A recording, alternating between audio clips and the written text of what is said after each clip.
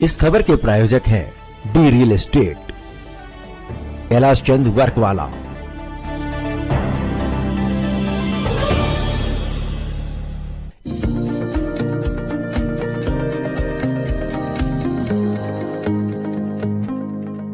नमस्कार, आप देख रहे हैं डीकेपी न्यूज और मैं श्रुति दुबे। राजधानी दिल्ली के कॉन्स्टिट्यूशन क्लब में राष्ट्रीय लोक जनशक्ति पार्टी के दिल्ली प्रदेश अध्यक्ष आनंद कुमार ने कार्यकर्ता सम्मेलन का आयोजन किया, जिसमें दिल्ली प्रदेश के सभी पदाधिकारी और कार्यकर्ता उपस्थित हुए। कार्यक्रम में मुख्य अतिथि के तौर पर राष्ट्रीय लोक जनशक्ति पार्टी के राष्ट्रीय अध्यक्ष और केंद्रीय मंत्री पशुपति कुमार पारस उपस्थित हुए। वहीं राष्ट्रीय लोक जनशक्ति पार्टी के दिल्ली प्रदेश अध्यक्ष ने पार्टी के अध्यक्ष और केंद्रीय मंत्री पशुपति कुमार पारस का फूलों का गुलदस्ता देकर एक बड़ी फूल माला पहनाकर और शॉल ओढ़ाकर भव्य स्वागत किया। वहीं कार्यक्रम की शुरुआत दीप प्रज्वलित कर की गई। वहीं आपको बताते चले कि हाजीपुर सीट को लेकर चाचा भतीजा के बीच जुबानी जंग तेज है।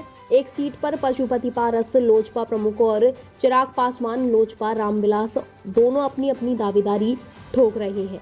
तो वहीं मीडिया को संबोधित करते हुए केंद्रीय मंत्री पशुपति पारस ने एक बार फिर से इस सीट को लेकर प्रतिक्रिया दी। भतीजे पर नाराजगी जताते हुए पशुपति कुमार पारस ने कहा कि बिहार में 40 के 40 सीट पर भी अगर चिराग पासवान लड़ जाए तो कोई दिक्कत नहीं है। वहीं सभी कार्यकर्ताओं को संबोधित करते हुए पशुपति कुमार पारस ने ये भी कहा कि दिल्ली प्रदेश अध्यक्ष आनंद कुमार दिल्ली में अच्छी मजबूती से काम कर रहे हैं और आज कार्यकर्ताओं का उत्सव देखकर मैं बहुत प्रसन्न हो गया। वहीं दिल्ली प्रदेश अध्यक्ष आनंद कुमार ने भी सभी कार्यकर्ताओं का धन्यवाद किया और दिल्ली में आने वाले विधानसभा चुनाव को लेकर भी सीएम केजरीवाल को आड़े हाथों लिया और क्या कुछ कहा, आइए सुनाते हैं इस रिपोर्ट में। द्वारा ये आज के कार्यक्रम को किया गया और बहुत अच्छे ढंग से इन्होंने अपनी व्यवस्था की है। इसके लिए मैं आनंद कुमार जी को अपनी ओर से, दल की ओर से मैं हार्दिक बधाई देता हूँ। आज एक जो परिस्थिति है पूरे देश में, हमारी पार्टी, हम एनडीए गठबंधन के साथ हैं 2014 से लेकर आज तक, और बिहार से हम लोगों की राजनीति शुरू होती है। बिहार से हम लोग आते हैं। हमारी पार्टी का संगठन पूरे देश में है, लेकिन मुख्य हम लोगों का कार्य क्षेत्र बिहार है और बिहार में तीसरी पार्टी के रूप में हमारी पार्टी है। भारतीय जनता पार्टी को 17 लोकसभा सीट है, जनता दल यू को 16 लोकसभा सीट है और हमारी पार्टी राष्ट्रीय लोक जनशक्ति पार्टी को 6 लोकसभा सीट है। तीसरे नंबर की पार्टी हम बिहार में हैं और समय आने दीजिए, जब समय आए साथ दिया तो हमारी पार्टी दूसरे नंबर की पार्टी बिहार में बनेगी 2024 के लोकसभा चुनाव।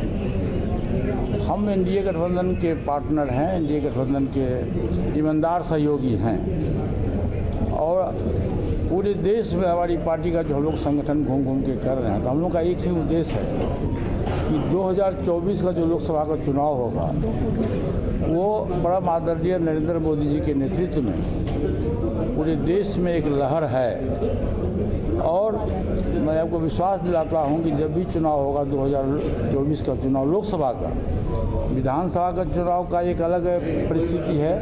लोकसभा का चुनाव जब भी होगा तो हमारे देश के जो सबसे लोकप्रिय नेता, विश्व के सबसे लोकप्रिय नेता आज की तारीख में श्री नरेंद्र मोदी जी हैं, उनके नेतृत्व में सरकार बनेगी और हमारी पार्टी तहे दिल से हम एनडीए गठबंधन के साथ है और हम 543 सीट पूरे देश में लोकसभा का है हमारी पार्टी और हमारा जो वोट बैंक है, हम पूरी ईमानदारी से एनडीए गठबंधन के साथ एनडीए गठबंधन के उम्मीदवार को जिताने का प्रयास करेंगे। और मैं आज दिल्ली प्रदेश की ओर से कार्यकर्ता सम्मेलन रखा गया, जिसमें हमारे प्रदेश स्तर के लोग, जिला अध्यक्ष और ब्लॉक अध्यक्ष के लोग यहाँ पर बुलाए गए। ये हमारा एक छोटा सा कार्यकर्ता सम्मेलन था, एक आम सम्मेलन नहीं था। इसलिए मंत्री जी के आदेश अनुसार पशुपति पारस जी जो कि हमारे राष्ट्रीय अध्यक्ष हैं और फूड प्रोसेसिंग मंत्री हैं भारत सरकार, उनके अनुसार ये प्रोग्राम रखा गया। सिर्फ इसमें जिला ब्लॉक विधानसभा के और जो है अपने दिल्ली प्रदेश के पदाधिकारी मौजूद थे। आने वाले समय में क्या रणनीति बनने वाली है, क्योंकि दिल्ली प्रदेश का जो कार्यकर्ता सम्मेलन कार्यक्रम हुआ है, कहीं ना कहीं दिल्ली में आने वाले विधानसभा चुनाव को लेकर भी एक बड़ी रणनीति बनने वाली है क्या? दिल्ली में जो आने वाले चुनाव को हम एनडीए के साथ हैं, जैसे भी हमारे आदरणीय पशुपति पारस जी का आशीर्वाद होगा, उनका आदेश होगा, उस तरीके से हम लोग चुनाव में दिल्ली में लड़ेंगे और एनडीए के साथ मिलकर लड़ेंगे।